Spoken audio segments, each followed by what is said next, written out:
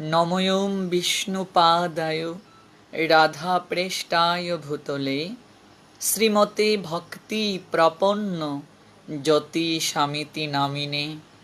নম আচার্য পাদায় দৈন্যভূষণ মুকুটমণে গুরু করুণা মূর্তয়ে ক্ষমাদৈর্য শিরোমণে।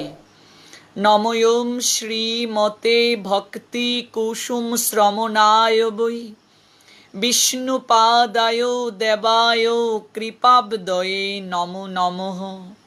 শ্রী গৌরী করুণা মূর্তিং কৃপা পূর্ণ কলেবরং শ্রী ভক্তি কুসুমং বন্ধে রাধা কুঞ্জ নিবাসিনম। নময়ং বিষ্ণুপাদায় কৃষ্ণ প্রেষ্টায় ভূতলে শ্রীমতে ভক্তি সিদ্ধান্ত সরস্বতী নামিনে। কৃষ্ণায় বাসুদেবায় হরহে পরমাত্মনে প্রণত ক্লেশনাশায় শ্রী গোবিন্দায় নমো নমঃ। রাধাং রাসেশ্বরীং রম্যাং গোবিন্দ মোহিনীং পরং বৃষভানুসুতাং দেবী তং নমামি হরিপ্রিয়ে। শ্রীরূপ শ্রী সনাতন ভট্ট রঘুনাথ শ্রীজীব গোপাল ভট্ট দাস রঘুনাথ এই ছয় গোসাইরি করি চরণ বন্দন যাহা হতে বিঘ্ন নাশ অবিষ্ট পূরণ। এই ছয় গোসাইরি করি চরণ বন্দন যাহা হতে মিলে ভাই কৃষ্ণ প্রেম ধন। জয় জয় শ্রী কৃষ্ণ চৈতন্য প্রভু নিত্যানন্দ শ্রী অদ্বৈত গদাধর শ্রীবাসাদি গৌর ভক্তবৃন্দ। হরে কৃষ্ণ কৃষ্ণ কৃষ্ণ হরে হরে হরে রাম রাম রাম হরে হরে। হরে কৃষ্ণ কৃষ্ণ কৃষ্ণ হরে হরে হরে রাম রাম রাম হরে হরে। হরে কৃষ্ণ কৃষ্ণ কৃষ্ণ হরে হরে হরে রাম রাম রাম হরে হরে। অনলাইনে কৃষ্ণ কথা শ্রবণকারী ভক্তবৃন্দ, আপনাদের প্রত্যেকের রাতুল রাঙ্গা চরণে আমি অবাজন বৈষ্ণব জ্ঞানে দণ্ডবোধ প্রণাম নিবেদন করছি। বাঞ্ছা কল্প তরুভ্যাশ্চ কৃপা সিন্ধুব এবচ পতিতানাং পাবনেভ্যো বৈষ্ণবেভ্যো নমো নমঃ।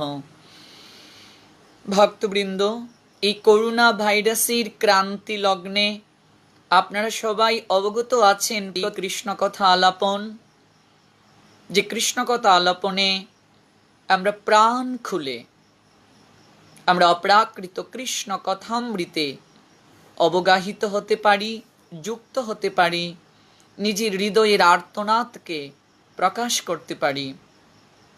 কৃষ্ণ কথা আলাপন একটা পরিবারের মতো হয়ে গেছে এবং অল্প কয়েকদিনের মাঝেই এই কৃষ্ণ কথা আলাপন অনুষ্ঠানটি খুবই জনপ্রিয়তা লাভ করেছে। তার একমাত্র অবদান ভক্তবৃন্দ এই অনুষ্ঠানটিকে মন থেকে গ্রহণ করেছেন। এই কৃষ্ণ কথা আলাপনের যে মূল স্লোগানটি হচ্ছে, যুব সমাজ ওঠো জাগো আর ঘুমিও না। জাগতে হবে, অন্যকে জাগাতে হবে। এই মূল মন্ত্রকে, এই স্লোগানটিকে হৃদয়ে এই অনুষ্ঠানটি করা হয়। বাংলাদেশ তথা বিশ্বের অনেক দেশ থেকে প্রচুর ভক্তবৃন্দ যুক্ত হন এবং হৃদয়ের আর্তনাদ, হৃদয়ের অভিব্যক্তি প্রকাশ করার একটা সুযোগ আছে। তো আজকের যে নির্ধারিত বিষয়, যে বিষয়টির উপর আলোচনা করা হবে, সেই বিষয়টি হচ্ছে একাদশী। একাদশী সম্পর্কে আমরা বিস্তারিত আলোচনা করব। সেই বিষয়ে যদি কারো কোনো প্রশ্ন থেকে থাকে কমেন্টে অবশ্যই জানানো হবে এবং সেই কমেন্টে যে প্রশ্নগুলো করা হবে, প্রশ্নগুলোর উত্তর আগামীকাল অডিও লাইভে প্রদান করা হবে। আজ ভিডিও লাইভ আজ কোনো কল নেওয়া হবে না, কল করে সরাসরি যুক্ত হওয়ার প্রক্রিয়া আজ নেই। আজকের আলোচনা শ্রবণের পর যদি কোনো প্রশ্ন হৃদয় মাঝে উদ্ভাসিত হয়, সেই প্রশ্নগুলো কমেন্ট বক্সে আপনারা উল্লেখ করবেন এবং সেই প্রশ্ন অনুযায়ী আগামীকাল উত্তর প্রদান করা হবে। তো নির্ধারিত বিষয় হচ্ছে একাদশী। ভক্তবৃন্দ, কলিযুগের শ্রেষ্ঠ ব্রত হচ্ছে একাদশী ব্রত। ভক্তির যে 64টি অঙ্গ রয়েছে, তন্মধ্যে 10ম অঙ্গটাই হচ্ছে একাদশী ব্রত। কলিযুগে ভক্তির সর্বশ্রেষ্ঠ অঙ্গ হচ্ছে শ্রবণাক্ষ ভক্তি, অর্থাৎ শ্রবণ করলেই আমাদের মঙ্গল হবে। নববিধা ভক্তি হচ্ছে প্রধান শ্রবণ, কীর্তন, স্মরণ, বন্দন, পাদসেবন, দাস্য, আত্মনিবেদন।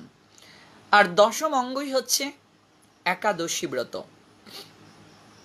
এই একাদশী ব্রতকে সমস্ত ব্রতের রাজা বলা হয়। একাদশী ব্রত হচ্ছে সমস্ত ব্রতের রাজা। এবং কলিযুগে খুব সহজে ভগবানের অপ্রাকৃত কৃপা লাভের অন্যতম সোপান হচ্ছে একাদশী ব্রত।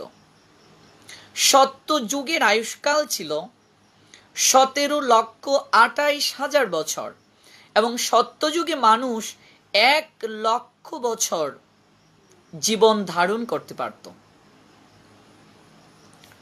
1,00,000 বছর তাদের পরমায়ু ছিল। সেই 1,00,000 বছরের মাঝে কয়েক হাজার বছর না খেয়ে তাদের জীবনকে তারা কাটিয়ে দিতে পারত। কিন্তু সত্যযুগের পর যখন ত্রেতা যুগ আসলো, যুগের আয়ুষ্কাল কমে দাঁড়ালো 17,28,000 বছর থেকে 12,96,000 বছর। সত্যযুগে সবাই ধার্মিক ছিল, শতভাগই ধার্মিক ছিল সত্যযুগে। ধর্মের 4টি পা ছিল, 4টি পায়ে ধর্ম বিচরণ করতে পারত। কিন্তু ত্রেতা যুগে যুগের আয়ুষ্কাল কমে দাঁড়ালো 17,28,000 বছর থেকে 12,96,000 বছর এবং মানুষের পরমায়ু 1,00,000 বছর থেকে কমে দাঁড়ালো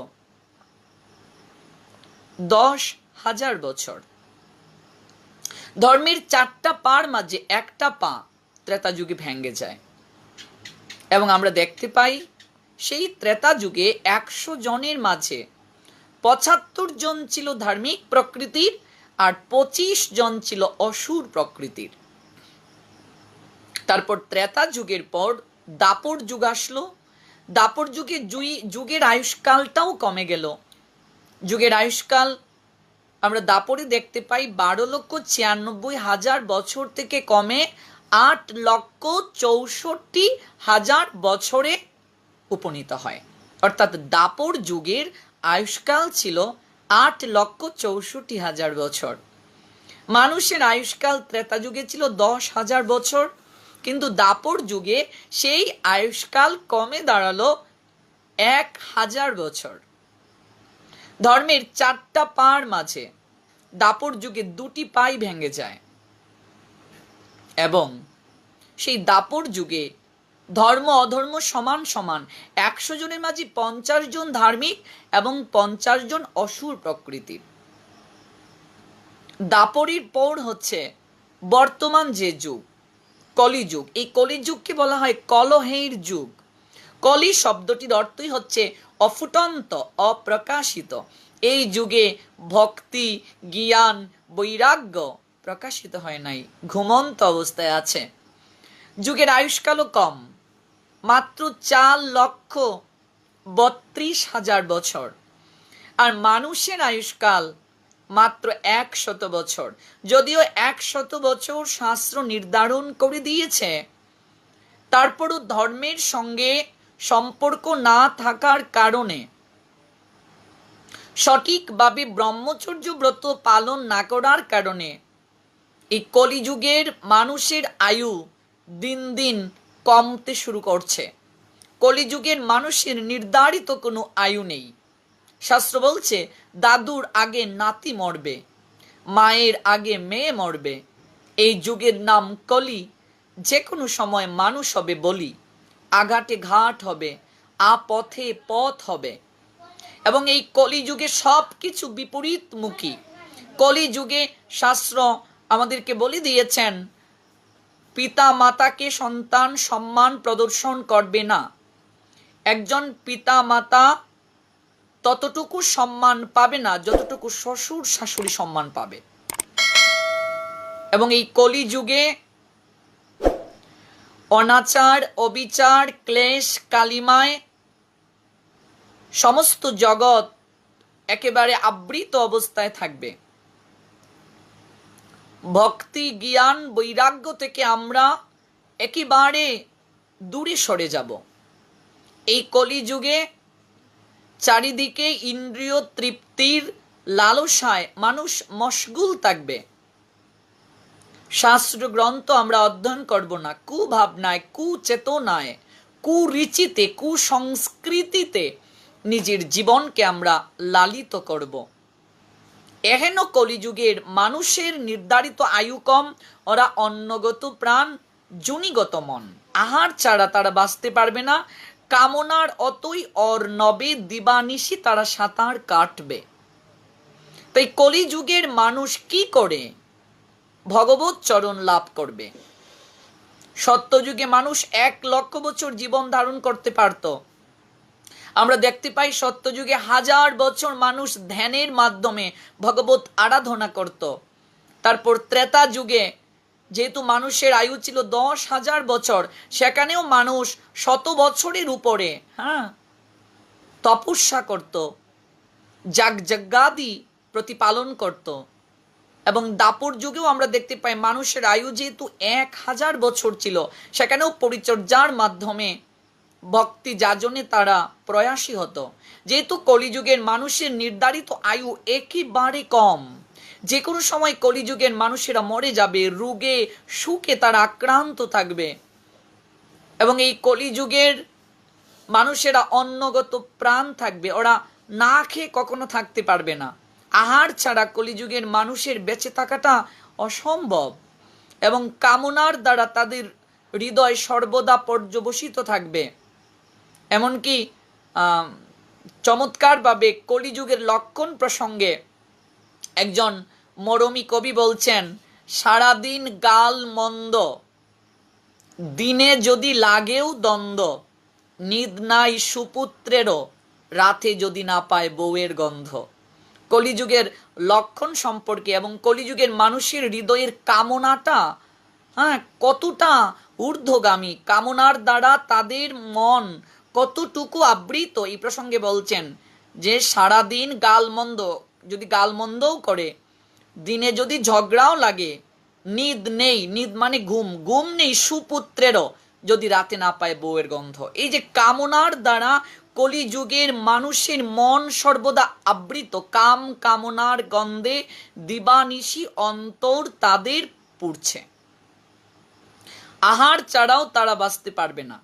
এহেন কলিযুগের মানুষ কি করে অপ্রাকৃত ভক্তি যাজনে তারা প্রয়াসী হবে?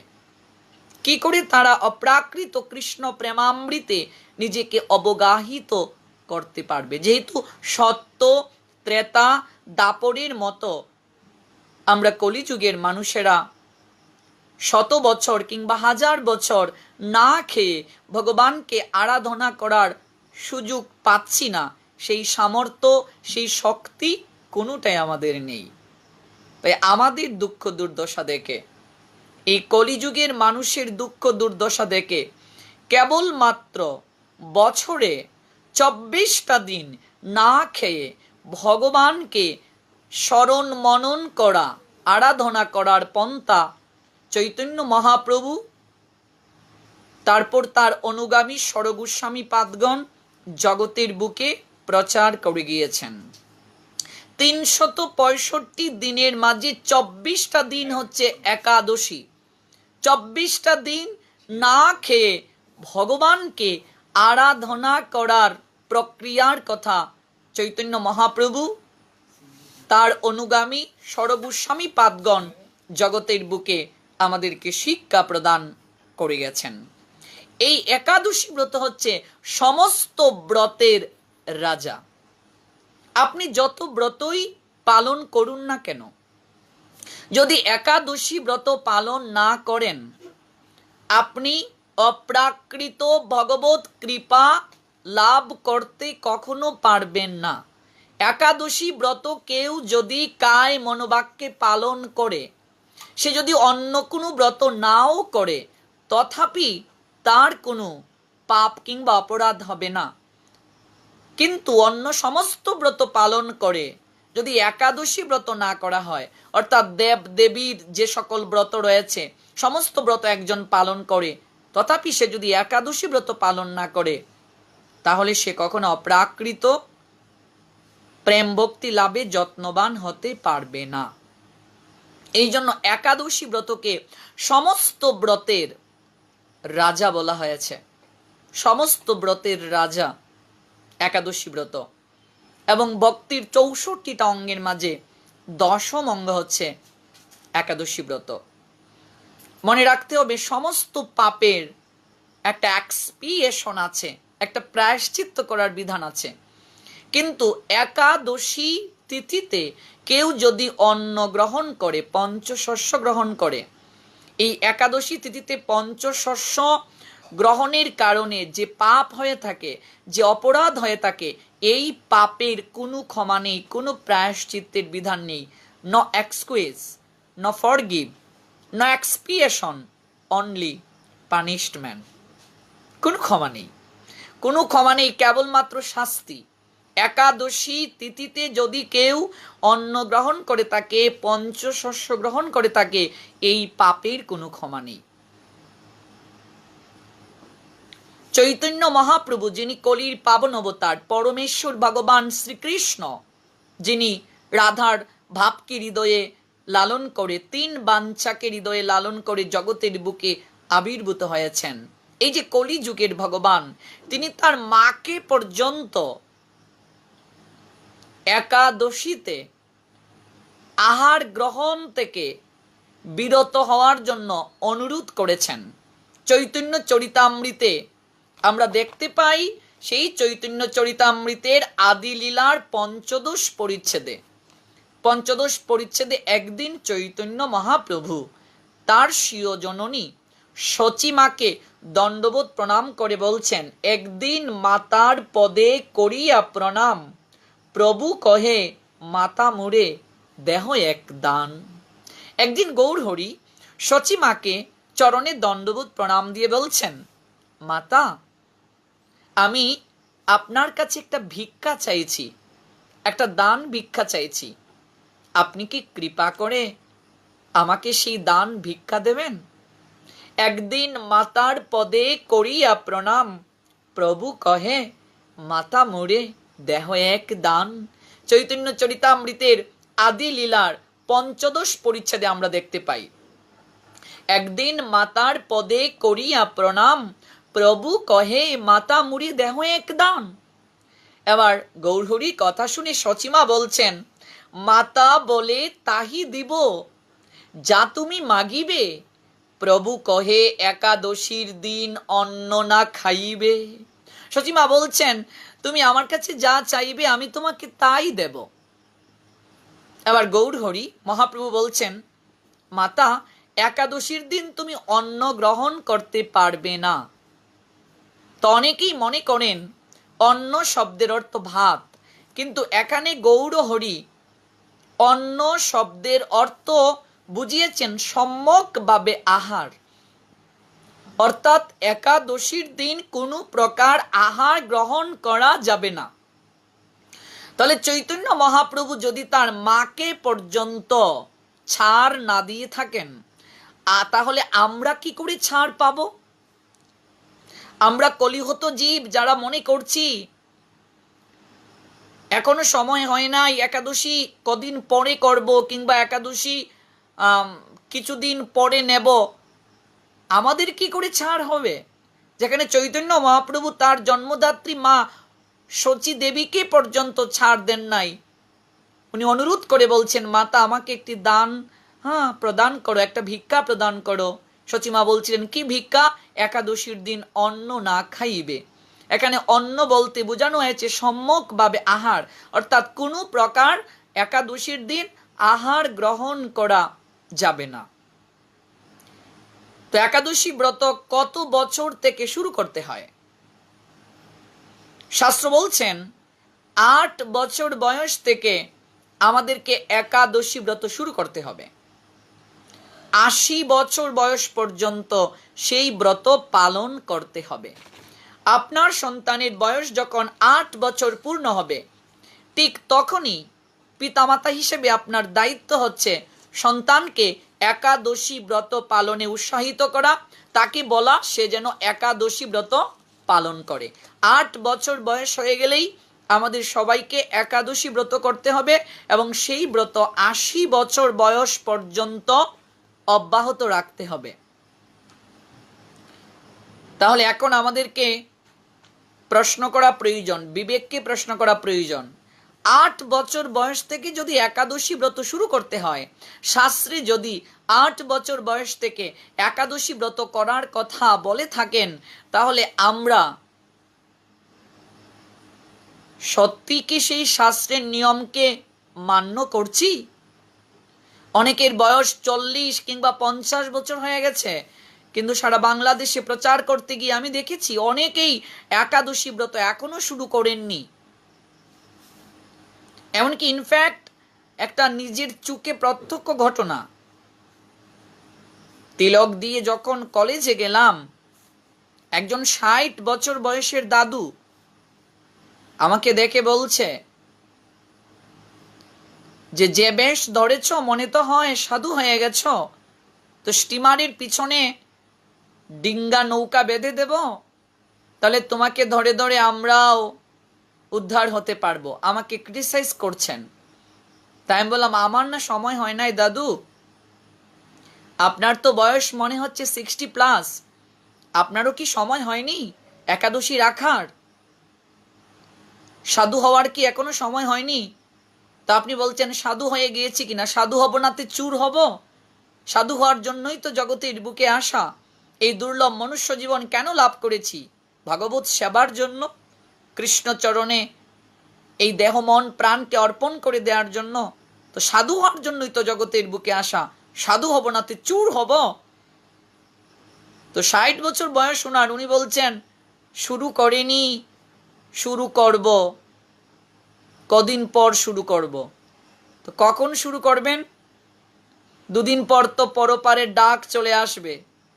তো দেহ থাকিতে সবল, হরে কৃষ্ণ বল, অঙ্গ অবশৈলে লইতে পারবে না। 8 বছর বয়স থেকে একাদশী শুরু করতে হয়, 80 বছর বয়স পর্যন্ত সেই ব্রতকে অব্যাহত রাখতে হবে।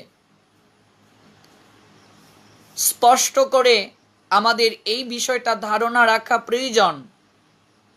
সেই বিষয়টা হচ্ছে একাদশী ব্রত প্রত্যেককেই করতে হবে। কি বৈষ্ণব, কিবা শাক্ত, কি শৈব, কি সৌর, কিংবা কি গানপত্য, প্রত্যেক মত অবলম্বী যারা আছে প্রত্যেককেই একাদশী ব্রত করতে হবে। এবং সেই একাদশী ব্রত কলিযুগের সর্বশ্রেষ্ঠ ব্রত। আবারও বলছি, এই একাদশী তিথিতে যদি আমরা কোনো পাপ করে থাকি, এই পাপের কোনো ক্ষমা নেই। তো আমরা জানলাম 8 বছর বয়স থেকে একাদশী ব্রত শুরু করতে হয়।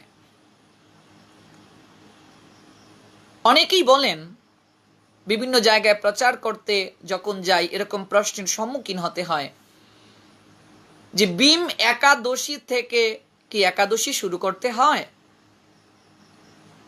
অনেকেই বলেন এখন তো শুরু করিনি, এবছর ভীম একাদশীটা চলে গেছে, আগামী ভীম একাদশী থেকে একাদশী শুরু করব। তা আমি এই কথাগুলো শুনি, অনেক সময় হাসি। ভীম একাদশী থেকে একাদশী শুরু করতে হবে এমন কোনো কথা শাস্ত্রে নেই। আপনি যে কোনো একাদশী থেকেই একাদশী শুরু করতে পারেন।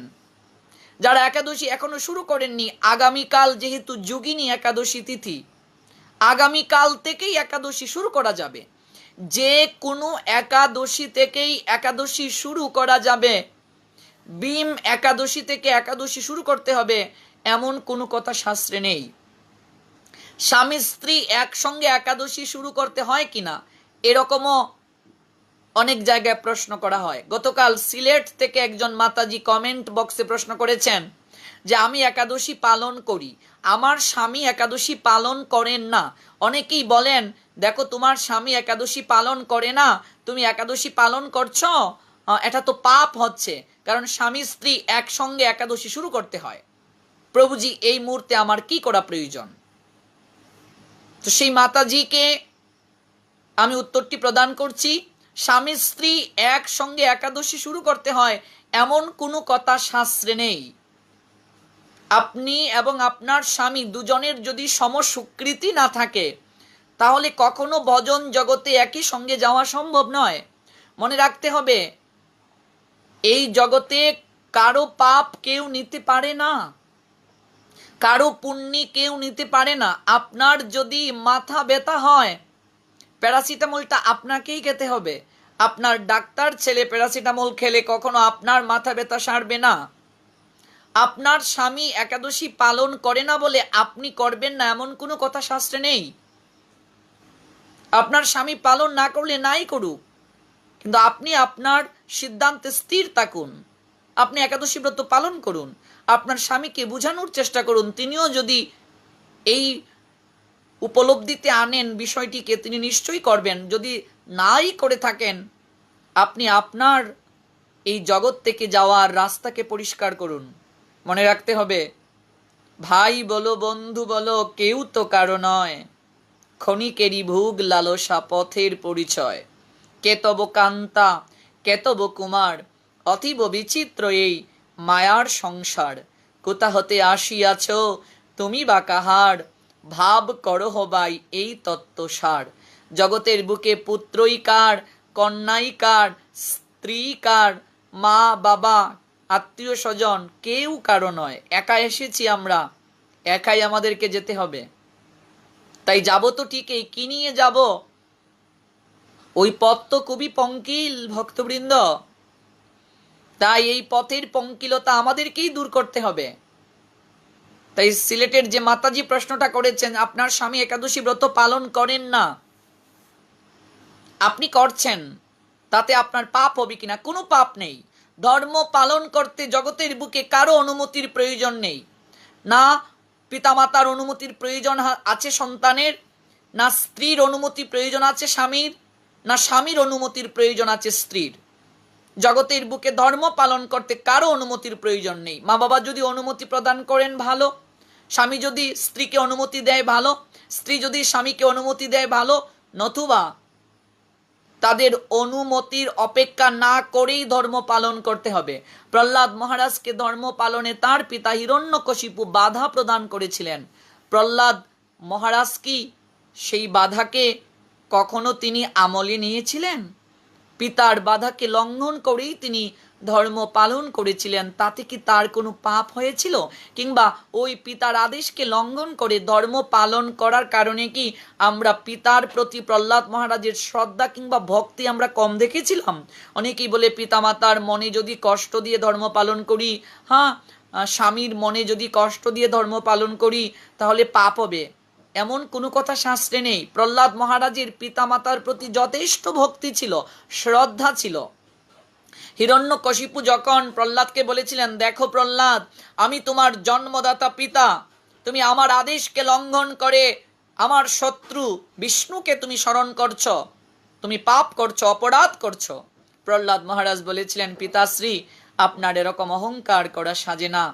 জাগতিক কোনো কাজে পিতামাতার অনুমতির আবশ্যকতা আছে, অনুমতির প্রয়োজন আছে, কিন্তু পারমার্থিক কার্যে ধর্ম প্রতিপালন করতে ভগবানকে ডাকতে পিতামাতার কোনো আদেশের প্রয়োজন নেই। এই কথাটা হিরণ্যকশিপুকে প্রহ্লাদ মহারাজ বলেছিলেন। তাহলে এই কথাটার দ্বারা কি হিরণ্যকশিপু অর্থাৎ প্রহ্লাদের পিতার প্রতি প্রহ্লাদের কি কখনো বেয়াদবি কিংবা শ্রদ্ধা কিংবা ভক্তি কমতি আছে বলে আমরা মনে করি? প্রশ্নই ওঠে না। ভগবান নৃসিংহদেব যখন প্রহ্লাদকে দর্শন দিয়েছিলেন, ভগবান নৃসিংহদেব প্রহ্লাদকে বলেছিলেন, আমার কাছে বর প্রার্থনা করো। প্রহ্লাদ বলেছিলেন, কি চাইব প্রভু? তুমি যার হয়ে যাও, জগতের বুকে তার কি আর কোনো কিছু চাওয়ার বাকি থাকে? তুমি যার হয়ে যাও, তার তো সব কিছুই পাওয়া হয়ে যায়। রাজা যার হয়ে যায়, রাজ্য তো আপনা থেকেই পাওয়া হয়ে যায়। আর কি চাইব প্রভু? প্রতিটা মুহূর্তেই যেন তোমার চরণে মনকে নিবদ্ধ রাখতে পারি, এছাড়া আর কিচ্ছুটি চাই না। ভগবান নৃসিংহদেব বলেছিলেন, তোমার ভক্তি, তোমার প্রীতির ডুরে আমি সর্বদা বাধা অবস্থায় আছি, অন্য কোনো কিছু চাও। প্রহ্লাদ বলেছিলেন, যদি দিতেই হয় তুমি আমার পিতাকে ক্ষমা করে দাও।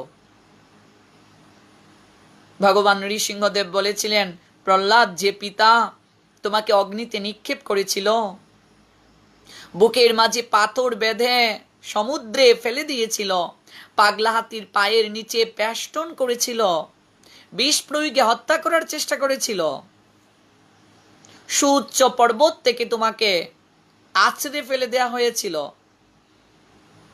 এত তোমাকে আঘাত করেছিল, সেই পিতাকে তুমি ক্ষমা করে দেওয়ার কথা বলছো? প্রহ্লাদ হেসে হেসে বলেছিলেন, প্রভু তিনি যাই করুন, তিনি হয়তো বুঝেননি, তবুও তো তিনি আমার পিতা। ভগবান নৃসিংহদেব সন্তুষ্ট হয়ে, খুশি হয়ে বলেছিলেন, প্রহ্লাদ আমি তোমার কথায় সন্তুষ্ট হয়েছি। আরে তোমার মতো ভক্তের পিতা, সে কি কখনো নরকগামী হতে পারে? আমি কবেই তাকে আমার অভয় চরণ দান করে দিয়েছি। তাছাড়া কোনো বংশে যদি একজন কৃষ্ণ ভক্ত হয়, বৈষ্ণব হয়, 21 কুল উদ্ধার হয়ে যায়। আপনা থেকেই সে উদ্ধার হয়ে গিয়েছে। প্রহ্লাদ মহারাজের পিতৃভক্তি কোনো কম ছিল না, কিন্তু পিতা যখন অন্যায় কাজে, ধর্ম পালনে বাধা প্রদান করে এটাকে অন্যায় কাজ বলে প্রহ্লাদকে ভক্তি থেকে সরাতে চেয়েছিলেন, প্রহ্লাদ সে কথা শুনেননি। তাতে পিতার প্রতি তার শ্রদ্ধা কখনো কমে যায়নি, হ্রাস পায়নি। তাই মনে রাখতে হবে, ধর্ম পালনের ক্ষেত্রে না পিতামাতার আদেশের প্রয়োজন আছে সন্তানের, না স্বামীর আদেশের প্রয়োজন আছে স্ত্রীর, না স্ত্রীর আদেশের প্রয়োজন আছে স্বামীর। জগতের বুকে ধর্ম পালনের ক্ষেত্রে কারো আদেশের প্রয়োজন নেই। স্বামী যদি পালন না করে, স্ত্রীকেই পালন করতে হবে, কারণ উদ্ধারের পথটা নিজেকেই পরিষ্কার করতে হবে। ধর্ম পালনের ক্ষেত্রে জগতে কারো অনুমতির আবশ্যকতা নেই। 8 বছর বয়স থেকে সবাইকে একাদশী শুরু করতে হবে, কিবা নারী কিবা পুরুষ, প্রত্যেকের জন্যই সম আইন। এখনো অনেক জায়গায় এই কুসংস্কারে আমরা আছি, সদবাদের নাকি একাদশী করতে নেই। এখনো বিভিন্ন জায়গায় গেলে পরে আমাদেরকে এই প্রশ্নের সম্মুখীন হতে হয় যে যারা সদবা তাদের একাদশী করার প্রয়োজন নেই, স্বামীকে ভজনা করলেই তাদের উদ্ধার হয়ে যাবে, তাদের পথ পরিষ্কার হয়ে যাবে। এমন কোনো কথা শাস্ত্রে নেই। স্বামীকে অবশ্যই দেবতা জ্ঞানে ভজনা করা উচিত, দেবতা জ্ঞানে দেখা উচিত। শুধু স্ত্রী যে স্বামীকে দেবতা জ্ঞানে দেখবে আর স্বামীর যে কোনো কর্তব্য থাকবে না, স্বামী শুধু স্ত্রীকে নির্যাতন করবে, এমন কোনো কথা শাস্ত্রে নেই। প্রতিটা স্বামীরও কর্তব্য স্ত্রীকে আদ্যশক্তি মহামায়ার রূপে তাকে দর্শন করা। প্রতিটা স্ত্রীর অন্তঃসত্ত্বা, অন্তরে আরেকটা রূপ আছে, স্ত্রীর নারীর ভিতরে আরেকটা রূপ আছে, আদ্যশক্তি মহামায়ার রূপ, তাকেও সম্মান প্রদর্শন করা উচিত। অবশ্যই স্বামীকে সম্মান প্রদর্শন করা উচিত, কিন্তু স্বামীকে ভজনা করলেই উদ্ধার হয়ে যাবে, আলাদা করে ভগবানের ভজনা করতে হবে না, এমন কোনো কথা শাস্ত্রে নেই। এগুলো ঠকানোর কথা, ভুল কথা, কুসংস্কার, অন্ধবিশ্বাস। এ থেকে আমাদের বের হয়ে আসতে হবে। আমি আবারও বলছি, কিশোর কিশোরী, যুবক যুবতী, নারী পুরুষ প্রত্যেককেই একাদশী ব্রত পালন করতে হবে, এবং 8 বছর বয়স থেকে 80 বছর বয়স পর্যন্ত এই একাদশী ব্রত আমাদের পালন করাটা আবশ্যক। না করলেই আমাদের পাপ হবে। 8 বছর থেকে 80 বছর বয়স পর্যন্ত প্রত্যেককেই একাদশী ব্রত পালন করতে হবে। তো একাদশী ব্রত আমরা কেন করব? অনেকেই প্রশ্ন করেছেন আমাকে ইনবক্সে যে একাদশী ব্রত কেন পালন করা প্রয়োজন। মনে রাখতে হবে ভগবানেরই একটি রূপ হচ্ছে একাদশী। ভগবান বিষ্ণুই একাদশী রূপে আবির্ভূত হয়েছিলেন। ভগবানেরই একটি নাম একাদশী। একাদশী তিথিতে পঞ্চশস্যের মাঝে জগতের যত পাপ আছে সমস্ত পাপ এসে আশ্রয় গ্রহণ করে।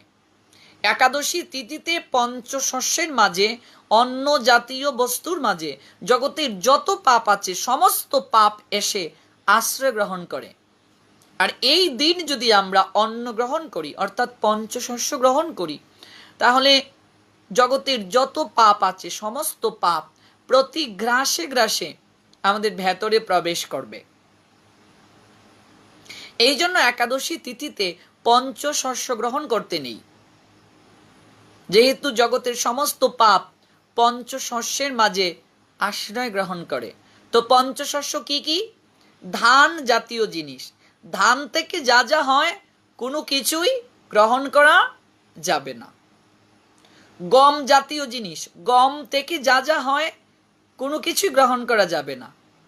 ভুট্টা জাতীয় জিনিস, ভুট্টা থেকে যা যা হয় কোনো কিছু গ্রহণ করা যাবে না। জব জাতীয় জিনিস, জব থেকে যা যা হয় কোনো কিছু গ্রহণ করা যাবে না। তেল জাতীয় জিনিস, তেল থেকে যা যা হয় কোনো কিছুই গ্রহণ করা যাবে না। তো আমরা জানলাম একাদশী কেন পালন করতে হয়। তো একাদশী আমরা কিভাবে পালন করব এই কথাগুলো আমাদেরকে এখন জানতে হবে। আমাদের সনাতন শাস্ত্রে কোনো জায়গায় একাদশীতে কোনো কিছু গ্রহণ করে একাদশী করা যাবে এমন কোনো কথা নেই। কেবল হরিভক্তি বিলাস গ্রন্থে আছে অসমর্থ ব্যক্তি যারা, অপারগ ব্যক্তি যারা, তারা পঞ্চশস্য বাদ দিয়ে একাদশী পালন করতে পারবে। এটা কেবল হরিভক্তি বিলাস গ্রন্থে সনাতন গোস্বামীপাদ বলেছেন। তাছাড়া আর কোনো শাস্ত্রে একাদশীতে কোনো কিছু গ্রহণ করা যাবে এমন কোনো কথা শাস্ত্রে নেই। অর্থাৎ একাদশীতে না খেয়ে ভগবানকে স্মরণ মনন করতে হবে। এবার অনেক মানুষ এরকম প্রশ্ন করে থাকে, না খেয়েই যদি ভগবানকে পাওয়া যেত তাহলে গরিব কাঙ্গাল যারা অর্থের জন্য, অর্থের অভাবে ওরা খাদ্যদ্রব্য ক্রয় করতে পারে না, তারাই ভগবানকে পেয়ে যেত। না খেয়ে যদি ভগবানকে পাওয়া যেত, অনেক সময় রাজনৈতিক দাবি দাওয়া আদায় করার জন্য অনেকে আমরণ অনশন করেন, তারাই আল্লাহ পাক কিংবা ভগবানের কৃপা পেয়ে যেত, ভগবানকে পেয়ে যেত। যারা এই কথাগুলো বলেন তাদের এই সেন্সটুকু নেই যে না খেয়ে থাকলে তাকে অনাহার বলে, উপবাস নয়। উপবাস কাকে বলে আগে জানতে হবে। উপ শব্দের অর্থ হচ্ছে নিকটে, বাস শব্দের অর্থ হচ্ছে অবস্থান করা। না খেয়ে ভগবানকে স্মরণ মনন করা হচ্ছে উপবাস। শুধু না খেয়ে থাকলেই উপবাস হবে না, না খেয়ে ভগবানকে স্মরণ মনন করতে হবে, ভগবানের নৈকট্যে অবস্থান করতে হবে। না খেয়ে ভগবানের গুণ মহিমা শ্রবণ কীর্তন করে ভগবানের সান্নিধ্যে থাকা, ভগবানের নৈকট্যে থাকাই হচ্ছে উপবাস। সনাতন শাস্ত্রের কোনো জায়গায় একাদশীতে কোনো কিছু খাওয়ার কথা লেখা নাই। খেয়ে দে কি কখনো উপবাস হয় নাকি? কখনো খেয়ে দে উপবাস হয় না, সনাতন শাস্ত্রের কোনো জায়গায় সেই কথা নেই। তাহলে প্রশ্ন আসতে পারে, আমরা যারা আহার গ্রহণ করছি আমরা কি ভুল করছি? অনেকের মনে এই প্রশ্ন জাগতে পারে, আমরা যারা কোনো কিছু গ্রহণ করে একাদশী করছি আমরা কি ভুল করছি? না, ভুল নয়। কেবলমাত্র অপারগ ব্যক্তি যারা, অসমর্থ ব্যক্তি যারা, তাদেরকে না খেয়ে যারা একেবারে পারবেই না, একেবারে অসমর্থ যারা, একেবারে অপারগ যারা, তাদেরকে সনাতন গোস্বামীপাদ হরিভক্তি বিলাস গ্রন্থে বলছেন ওরা পঞ্চশস্য বাদ দিয়ে ওরা ফলমূল, জল, সবজি ইত্যাদি অনুকল্প গ্রহণ করতে পারবে। শাস্ত্রের কোথাও একাদশীতে কোনো কিছু খাওয়ার কথা লেখা নেই। কোনো কিছু খাওয়ার কথা লেখা নেই। 3 প্রক্রিয়ায় একাদশী করার কথাও শাস্ত্রে উল্লেখ আছে। একাদশী একটা পরীক্ষার মতো। মনে করুন, আগে যারা পড়াশোনা করেছেন, যারা স্ট্যান্ড পাওয়ার জন্য পড়াশোনা করেছেন, তাদেরকে অবশ্যই বেশি করে পড়াশোনা করতে হয়েছে। আর একটু কম করলে স্টার, আর একটু কম ফার্স্ট ডিভিশন, আর একটু কম সেকেন্ড ডিভিশন, আর একটু কম থার্ড ডিভিশন, তারপর ফেল। এখন গোল্ডেন এ প্লাস, তারপর হচ্ছে এ, তারপর হচ্ছে এ মাইনাস, তারপর হচ্ছে বি, তারপর হচ্ছে সি, তারপর হচ্ছে ডি, তারপর এফ মানে ফেল, ফয়কারে ফেল। তা আপনি যদি ভগবানের অপ্রাকৃত কৃপা লাভ করতে চান, অসীম কৃপা লাভ করতে চান, অবশ্যই আপনাকে না খেয়ে ভগবানকে স্মরণ মনন করে একাদশী ব্রত পালন করতে হবে। অর্থাৎ একাদশীর আগের দিন আপনাকে এক বেলা আহার গ্রহণ করতে হবে। উত্তম একাদশী হচ্ছে এটা। 3 প্রক্রিয়া একাদশী করার কথা আছে: উত্তম, মধ্যম, কনিষ্ঠ। অর্থাৎ একাদশীর পূর্বের দিন দশমীতে আপনাকে পুরোপুরি এক বেলা আহার গ্রহণ করতে হবে, এবং সেটাও আপনাকে ভগবানকে নিবেদন করে প্রসাদ গ্রহণ করতে হবে। তারপর একাদশীর দিন নির্জলা, জল পর্যন্ত গ্রহণ করা যাবে না। রাত্রে অবশ্যই জাগরণ করতে হবে, কারণ জাগরণে একাদশীর কৃপা অর্ধেক নিহিত। এটা হচ্ছে উত্তম একাদশী। যদি এইভাবে কেহ না পারেন, মধ্যম একাদশী করতে পারেন। মধ্যম একাদশীটা কি? একাদশীর পূর্বের দিন অর্থাৎ দশমীতে আপনাকে দুবেলা আহার গ্রহণ করার কথা বলা হয়েছে। দুবেলা আহার গ্রহণ করা যাবে, তবে অবশ্যই সেটা প্রসাদ ভগবানকে নিবেদন করে পেতে হবে। একাদশীর দিন কোনো কিছুই গ্রহণ করা যাবে না। রাত্রে অবশ্যই জাগরণ করতে হবে, সেটা 24 ঘন্টা নির্জলা, কিচ্ছুটি গ্রহণ করা যাবে না। এটা হচ্ছে মধ্যম একাদশী। তাও যদি না পারা যায়, তাহলে কনিষ্ঠ একাদশী, সেটা হচ্ছে একাদশীর আগের দিন আপনি 3 বেলায় আহার গ্রহণ করতে পারবেন, তবে সেটা অবশ্যই আপনাকে প্রসাদ গ্রহণ করতে হবে ভগবানকে নিবেদন করে। আর একাদশীর দিন আপনাকে কিচ্ছুটি গ্রহণ করা যাবে না, অর্থাৎ জল পর্যন্তও গ্রহণ করা যাবে না। আর একাদশীর পরের দিন অর্থাৎ দ্বাদশীতে আপনাকে 3 বেলায় আহার গ্রহণ করা যাবে, সেটা অবশ্যই প্রসাদ। তো আমরা উত্তম, মধ্যম, কনিষ্ঠ 3 প্রক্রিয়া একাদশী পেলাম। উত্তম একাদশীর নিয়মটা কি? একাদশীর পূর্বের দিন আপনাকে 1 বেলা আহার গ্রহণ করতে হবে, দশমীতে 1 বেলা, একাদশীতে কিছুই গ্রহণ করা যাবে না, রাত জাগরণ করতে হবে। একাদশীর পরের দিন অর্থাৎ দ্বাদশীতে আপনাকে 1 বেলা আহার গ্রহণ করতে হবে। এটা হচ্ছে উত্তম একাদশী। উত্তম একাদশী যদি না পারা যায়, মধ্যম একাদশী, একাদশীর আগের দিন অর্থাৎ দশমীতে আপনাকে 2 বেলা আহার গ্রহণ করতে হবে, সেই 2 বেলা অবশ্যই প্রসাদ গ্রহণ করতে হবে। একাদশীর দিন আপনাকে কিচ্ছুটি গ্রহণ করা যাবে না, নির্জলা। আর একাদশীর পরের দিন অর্থাৎ দ্বাদশীর দিন আপনাকে 2 বেলা আহার গ্রহণ করতে হবে, সেটা ভগবানকে নিবেদন করে প্রসাদ। তাতেও যদি না পারা যায়, কনিষ্ঠ একাদশী, একাদশীর আগের দিন আপনাকে 3 বেলায় আহার গ্রহণ করা যাবে, অবশ্যই সেটা ভগবানকে নিবেদন করে প্রসাদ। একাদশীর পরের দিন অর্থাৎ দ্বাদশীতে আপনাকে 3 বেলা আহার গ্রহণ করা যাবে, সেটা হচ্ছে কি? প্রসাদ ভগবানকে নিবেদন করে। আর একাদশীতে আপনাকে কিছুই গ্রহণ করা যাবে না। এবার আমাদের বিবেককে প্রশ্ন করা প্রয়োজন, এই 3 পর্যায়ের একাদশীর রাখার যে বিধান শাস্ত্রে দেওয়া আছে, উত্তম, মধ্যম, কনিষ্ঠ, এই 3 প্রক্রিয়ার মাঝে কোনো প্রক্রিয়ায় আমরা আছি কি? যদি কেউ থেকে থাকেন কমেন্ট বক্সে জানাতে পারেন। আচ্ছা, এই 3 প্রক্রিয়ার মাঝে কোনো প্রক্রিয়াতেও যদি কেউ না থেকে থাকেন, এবার সনাতন গোস্বামীপাদ হরিভক্তি বিলাস গ্রন্থে বললেন, অসমর্থ ব্যক্তি যারা, অপারক ব্যক্তি যারা, অসমর্থ কাদেরকে বোঝানো হয়েছে? যাদের বয়স হয়ে গেছে, যারা রোগে সুগে আক্রান্ত, তাদেরকে সনাতন গোস্বামীপাদ হরিভক্তি বিলাস গ্রন্থে আরেকটু সুযোগ সহজ করে দিলেন, সুযোগ দিয়ে দিলেন। বললেন যে তারা পঞ্চশস্য বাদ দিয়ে ফলমূল, জল, সবজি ইত্যাদি খেয়েও একাদশী করতে পারবে, তবে এটা কাদের জন্য সনাতন গোস্বামী পাদ নির্দেশ দিলেন? একেবারে অপারগ ব্যক্তিদের জন্য, অসমর্থ ব্যক্তিদের জন্য, যাদের বয়স হয়ে গেছে, যারা রোগে সুখে আক্রান্ত, যারা না খেয়ে থাকতে পারেন না, তাদেরকে এই প্রক্রিয়ার কথা বললেন। অর্থাৎ ধান, গম, ভুট্টা, জব, তেল, এই 5 জাতীয় জিনিস বাদ দিয়ে তারা একাদশী করতে পারবেন, তবে অনুকল্প। অনুকল্পটা কি?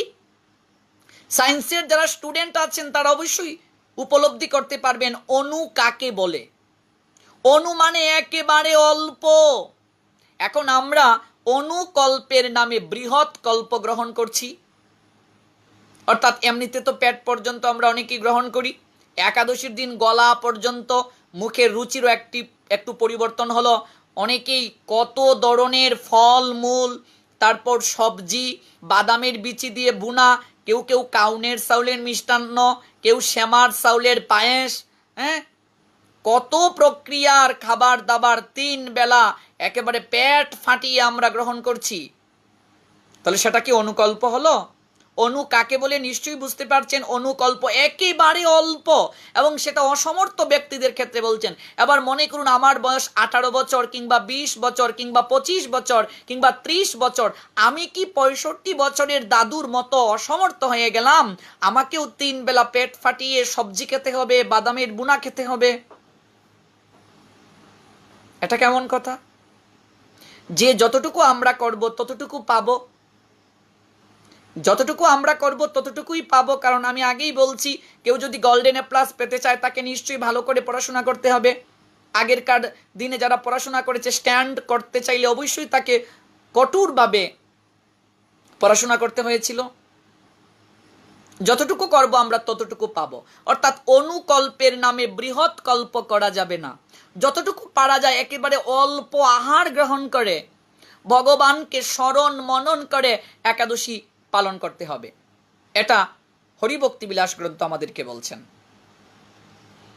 এখনো বিভিন্ন জায়গায় এই বিষয়টি দেখা যায়। সেই বিষয়টি হচ্ছে, এখনো অনেক লোক রুটিকে একাদশী করেন। আমার এই অল্প বয়সের জীবনে বাংলাদেশের প্রায় সব জেলাতেই যাওয়ার সৌভাগ্য হয়েছে। আনাচে কানাচে ঘুরতে গিয়ে দেখা যায় এখনো অনেক লোক একাদশীতে রুটি গ্রহণ করেন। মনে রাখতে হবে, রুটি গম থেকে হয়। রুটি খাওয়া যে কথা, অন্ন খাওয়া একই কথা। রুটি খেয়ে কখনো একাদশী হয় না। কারণ হরিভক্তি বিলাস গ্রন্থে স্পষ্টভাবে উল্লেখ আছে, গম থেকে যা যা হয় তা খেলে কখনো একাদশী হবে না। তাহলে রুটি কোথা থেকে হয়? গম থেকে হয়। গম থেকে যদি রুটি হয়ে থাকে, রুটি খেলে কি করে একাদশী হবে? বৃন্দাবনে যারা গিয়েছেন দেখবেন বৃন্দাবনের সবাই রোজ রুটি খায়। রাজস্থান যে প্রদেশ রয়েছে সেখানে সবাই রুটি খায়। তাহলে বৃন্দাবনের ভক্তরা যদি একাদশীর দিন রুটি বাদ দিয়ে ওরা যদি ভাত খায়, ওদেরকে একাদশী হবে? আয়ারল্যান্ডের প্রধান খাদ্য হচ্ছে আলু। আয়ারল্যান্ড দেশে যদি গিয়ে থাকেন, আয়ারল্যান্ডের হিন্দুরা যদি একাদশীর দিন আলু বাদ দিয়ে ওরা যদি ভাত খায়, রুটি খায়, ওদেরকে একাদশী হবে? মেক্সিকো দেশে যদি গিয়ে থাকেন দেখবেন মেক্সিকোর প্রধান খাদ্য হচ্ছে ভুট্টা। মেক্সিকোর হিন্দুরা যদি একাদশীর দিন ভুট্টা বাদ দিয়ে ওরা যদি ভাত খায়, রুটি খায়, ওদেরকে একাদশী হবে? তাহলে আমরা বাঙালি, আমাদের প্রধান খাদ্য হচ্ছে ভাত। তো আমরা যদি একাদশীর দিন ভাত বাদ দিয়ে রুটি খাই, আমাদের কি করে একাদশী হয়? নিশ্চয়ই সেটা একাদশী হবে না। মনে রাখতে হবে, রুটি খেলে রুটি দোষী, আঠা খেলে আঠা দোষী, কখনো সেটা একাদশী নয়। আমি এক বাসাতে টিউশনি করতাম, অনেক আগের কথা বলছি। তো ওই বাসাতে দেখলাম একাদশীর দিন বিভিন্ন ধরনের সুজি, লাচ্ছা সেমাই, তারপর হচ্ছে সয়াবিন দিয়ে, ফুলকপি দিয়ে রসা, তারপর রুটি, লুচি, এত করে আয়োজন করেছে। আমাকে বলছে, স্যার আপনি একাদশী করেননি? বলছি করেছি। বলছে চলুন। আমি বলছি কি খাবো? হয়তো রুটি আছে, সয়াবিন দিয়ে ফুলকপি দিয়ে রসা আছে, লুচি আছে, সুজি আছে, বনফুলের লাচ্চা সেমাই আছে, তারপর কালো জাম আছে, কালো আঙ্গুর আছে, আপেল কমলা। আমি বলছি ওরে বাপ রে বাপ, একাদশীতে এত খাবার! তাই বলছি আপনারা যে এত কিছু গ্রহণ করেন, তো উপবাস যে আছেন এটা কি মনে হয়? তো বলছে কয় আমার তো ডায়াবেটিস প্রবলেম, আমি একবেলা আহার গ্রহণ করি, বাকি দিন রুটি পাই। আমি বলছি তাহলে একাদশী দিন আপনি রুটি পাচ্ছেন, এমনিতেও আপনার ডায়াবেটিসের কারণে আপনি একবেলা অল্প আহার অন্ন করেন, বাকি সময় রুটি খান, তাহলে তো আপনি প্রতিদিনই দাদা একাদশী পালন করেন। আমার কথা শুনে সে হেসে ফেললো, বলছে আমরা তো রুটি খেয়ে একাদশী করি। আমি বলছি শাস্ত্রে রুটি খাওয়া যাবে কি যাবে না এই বিষয়ে কি কোনো কিছু জানেন? এত কিছু তো জানি না, শাস্ত্র জানি না, তবে আমাদের বাবা দাদা ওরা তো রুটিকে একাদশী করেছিল। ওই যে গত তারিখে লাইভে একটা কথা বলেছিলাম না, কালো বিড়াল ধামা কিংবা আগুল কিংবা টুকরি দিয়ে রাখার যে একটা গল্প, ওই গল্পটাই হচ্ছে এই দৃষ্টান্তটার একটা উদাহরণ। বাবা দাদা রুটি কে করেছিল, আমরাও রুটি কে করছি। আদৌ শাস্ত্রে আছে কিনা রুটি খাওয়া যাবে কিনা এই নিয়ে আমাদের কারো মাথা ব্যথা নেই। তাই মনে রাখতে হবে, রুটি খেলে কখনো একাদশী হয় না। রুটি খাওয়া যে কথা, ভাত খাওয়া একই কথা, কখনো সেটা একাদশী বলে গণ্য হবে না। অবশ্যই রুটি বাদ দিতে হবে। আর আমি পূর্বেই বলছি 3 প্রক্রিয়া একাদশী, উত্তম মধ্যম কনিষ্ঠ। এমনিতেই আমাদের কোনো শাস্ত্রে একাদশীতে কিচ্ছুটি খাওয়ার কথা লেখা নেই। কেবলমাত্র অসমর্থ ব্যক্তি যারা, অপারগ ব্যক্তি যারা, তাদের জন্যই হরিভক্তি বিলাস গ্রন্থ আমাদেরকে বলছেন পঞ্চশস্য বাদ দিয়ে একাদশী গ্রহণ করা যাবে। এখন আমরা পঞ্চশস্য বাদ দেওয়ার কথা বলছি ঠিকই, অনুকল্পের নামে বৃহৎ কল্প করছি। অনেকে রুটি, লুচি, লাচ্চা সেমাই, আরও কত কিছু গ্রহণ করছে। নিশ্চয়ই সেটা একাদশী নয়। এক জায়গায় প্রবচন করতে গেলাম, একজন বলছে যে দাদাজি আমি তো রুটিকে একাদশী করি, গুরুদেব আমাকে অনুমতি দিয়েছেন রুটি খাওয়ার কথা। আমি বললাম আপনার গুরুদেব যে আপনাকে রুটি খাওয়ার কথা অনুমতি দিলেন, শাস্ত্রে কি সেটা আছে? বলছে শাস্ত্রের কথা তো জানি না, গুরুদেবের মুখের বাক্যই বেদ বাক্য, সেই বাক্যই আমরা প্রতিপালন করি। তাছাড়া আমার ডায়াবেটিসের একটু প্রবলেম, গুরুদেব বলছেন তুই রুটি খেয়ে নিস, রুটি খেয়ে একাদশী কর, যদি কোনো পাপ হয়ে থাকে সমস্ত পাপ আমি তোর নিয়ে নেব। আমি তার কথা শুনে বললাম আপনি যত পাপ করেন সমস্ত পাপ আপনার গুরুদেব নিয়ে নেবেন, তাহলে তো আপনার গুরুদেবের যথেষ্ট ক্ষমতা রয়েছে। আমি কোনো গুরুদেবকে নিন্দা করে কথা বলছি না ভক্তবৃন্দ, আমি কেবল আমার জীবনের অভিজ্ঞতাটা তুলে ধরছি। এই অভিজ্ঞতাটা থেকে আমরা অনেক শিক্ষা নিতে পারবো। মনে রাখতে হবে ধর্ম তো সাক্ষাৎ ভগবত প্রণীতম, ধর্ম হচ্ছে সরাসরি ভগবানের আইন। এটা সবার ক্ষেত্রে সমান, একজন আলোচকের ক্ষেত্রেও সমান, একজন পাঠকের ক্ষেত্রেও সমান, একজন ভক্ত বৈষ্ণবের ক্ষেত্রেও সমান, গুরুদেবের ক্ষেত্রেও সমান। If you violate rule of regulation, all power supreme being Krishna, of course punishment and situation. ধর্মটা হচ্ছে সরাসরি ভগবানের আইন। আপনি ট্রাফিক আইন যদি লঙ্ঘন করেন আপনাকে শাস্তি পেতে হবে। আপনি রাষ্ট্রের নাগরিক, নাগরিকের যে সকল দায়িত্ব কর্তব্য পালন করার কথা আপনি যদি সেটা পালন না করেন আপনাকে নিশ্চয়ই শাস্তি পেতে হবে। তেমনিভাবে ধর্ম হচ্ছে সরাসরি ভগবানের আইন, কেউ যদি সেই আইনকে ভঙ্গ করে পালন না করে তাকেও নিশ্চয়ই শাস্তি পেতে হবে। আমি বললাম আপনার গুরুদেবের এত ক্ষমতা আপনার সমস্ত পাপ নিয়ে নেবে। তো বলছে গুরুদেব তো তাই বলেছেন রুটি খেয়ে নে, বেশি করে রুটি খাবি, যদি কোনো পাপ হয়ে থাকে সেই পাপ আমি নিয়ে নেব। আমি বলছি আরেকবার যখন গুরুদেব আসবেন আপনি গুরুদেবকে বলবেন যে গুরুদেব আমার তো ডায়াবেটিসের প্রবলেম, আপনি আমার ডায়াবেটিসটা নিয়ে নেন। তো বলছে গুরুদেব ডায়াবেটিস কি করে নেবে? আমি বলছি ডায়াবেটিস গুরুদেব নিতে পারবেন না আর পাপ নিয়ে নেবেন? গুরুদেব যদি অশাস্ত্রীয় কথা বলেন তাকেও শাস্তি পেতে হবে। গুরুদেব হলেও তিনি শাস্তি থেকে রেহাই পাবেন না। আমি যদি শাস্ত্র ব্যতীত কোনো মন গড়া কথা বলে থাকি আমাকেও শাস্তি পেতে হবে, কারণ আমাকেও কেউ না কেউ অনুসরণ করে, অসংখ্য ভক্ত আমাকে অনুসরণ করে। তাই আমি যদি শাস্ত্রের কথা ব্যতীত নিজের মন গড়া কথা বলি অবশ্যই আমাকেও শাস্তি পেতে হবে, তাতে কোনো সন্দেহ নেই। প্রত্যেকেই শাস্তি পেতে হবে। আমি যদি ভগবানের আইন পালন না করি আমাকেও শাস্তি পেতে হবে। এরকম একটা মজার ঘটনা আছে। এক জায়গায় একজন আলোচক, উনি আলোচনায় বলছেন আপনারা কেউ রুটি গ্রহণ করবেন না, রুটি খেলে কখনো একাদশী হয় না। তো উনি সুন্দর কথাই বলছেন, রুটি গ্রহণ করা যাবে না, রুটি খেলে একাদশী হয় না। তো উনি যখন আলোচনা থেকে নামলেন, নেমে বললেন, তখন তো জ্যৈষ্ঠ মাস সময় ছিল, হেরে পরেশের মা কোথায় আছিস রে, আমার জন্য রুটি নিয়ে আয়। তো পরেশের মা গিয়ে বলছে, বাবা গুসাই, আপনি না আলোচনাতে বললেন রুটি খাওয়া যাবে না, রুটি খেলে একাদশী হয় না।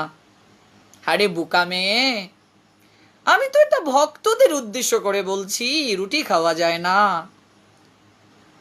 আমি তো আলোচক, আমি তো গুরুদেব, আমি খাবো না, যা আমার জন্য রুটি নিয়ে আয়। পরেশের মা রুটি নিয়ে আসলো, সবজি নিয়ে আসলো। বাবা গুসাই আপনার জন্য রুটি সবজি। তো ভক্তদের জন্য উনি বলছেন রুটি খাওয়া যাবে না, আর তিনি নিজে রুটি খাচ্ছেন। এরকম যদি কেহ আচরণ করে তাকেও শাস্তি পেতে হবে, কারণ ধর্ম সবার জন্য সমান। আপনি আচরে প্রভু জীবের শেখায়, আপনি না আচরিলে জীবকে শেখানো না যায়। নিজে আচরণ করে জগৎ জীবকে শিক্ষা দিতে হবে। এবার আমি যদি নিজে আচরণ না করি, অন্যকে যদি আচরিত করার জন্য বলি, তাহলে কখনো সেটা হবে না। যত যত আচরতি শ্রেষ্ঠ তত্ত্বতেব ইতর জনঃ সযত প্রমাণম কুরুতে লুক তৎ অনুবর্ততে। এটা শ্রীমদ্ ভগবদ গীতায় ভগবান কৃষ্ণ স্বয়ং বলছেন, 3য় অধ্যায় কর্মযুগের 21 নং শ্লোকে। তাই নিজে আচরণ করে শিক্ষা দিতে হবে। রুটি কখনো গ্রহণ করা যাবে না। কোনো গুরুদেব কিংবা কোনো আলোচক কিংবা কোনো বৈষ্ণব কিংবা কোনো ভক্ত যদি রুটি খাওয়ার কথা বলে থাকেন, এটা তার নিজস্ব মন গড়া ফতুয়া, মন গড়া কথা, শাস্ত্রের কথা নয়। আমি পূর্বেই বলছি, আমাদের প্রত্যেকেই নির্জলা প্রতিটা একাদশী রাখার চেষ্টা করা উচিত। তো একদিনে তো সেটা সম্ভব নয়, ধীরে ধীরে চেষ্টা করুন ভক্তবৃন্দ। চেষ্টা করবেন যে আগামীকাল দেখি 12টা পর্যন্ত দুপুর থাকতে পারি কিনা। আর যদি 12টা পর্যন্ত আপনি থাকতে সমর্থ হয়ে থাকেন, তাহলে দেখি বিকাল 3টা পর্যন্ত থাকতে পারি কিনা।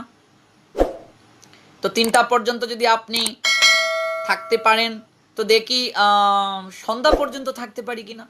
সন্ধ্যার পর ফলমূল পাবো কিংবা জল পাবো, তো আপনি সন্ধ্যার পর পেলেন।